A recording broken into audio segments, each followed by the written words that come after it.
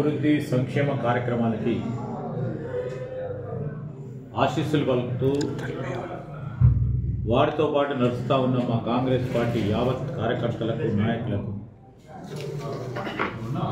మేము హృదయపూర్వకంగా కృతజ్ఞతలు తెలియజేస్తాం.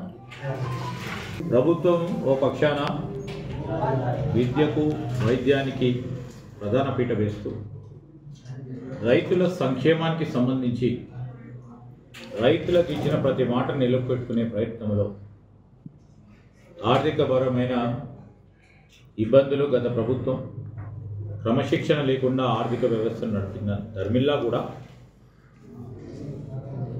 ఆర్థిక వ్యవస్థను దారిలో పెట్టే ఓ కార్యాచరణ తీసుకొని మేము రైతులకు ఇచ్చిన ప్రధానమైన మాట ముఖ్యమంత్రి రేవంత్ రెడ్డి గారు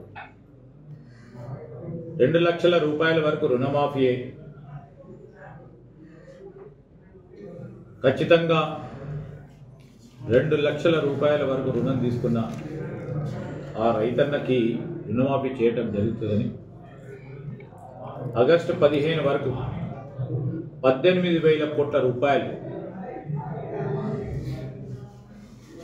రాష్ట్రానికి సంబంధించిన రైతు సోదరులకి 2 లక్షల రూపాయల వరకు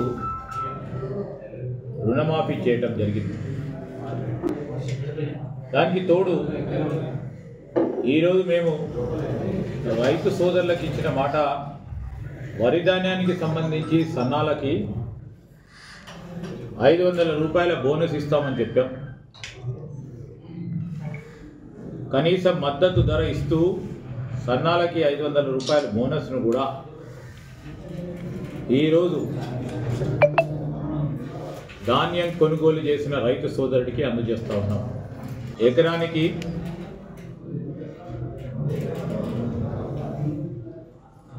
20 క్వింటాలు సగటున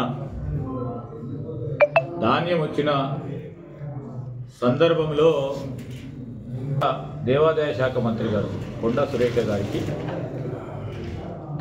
స్థానిక శాసనసభ్యుడు లక్ష్మణ్ కుమార్ గారు ఈ ధర్మపురి పుణ్యక్షేత్రాన్ని పెద్ద ఎత్తున అభివృద్ధి చేయాలి, నిధులు కేటాయింపు చేయాలని వారు కోరటం జరిగింది. ముఖ్యమంత్రి గారు సానుకూలంగా స్పందించారు. ఒక ప్రణాళిక సిద్ధం చేసుకొని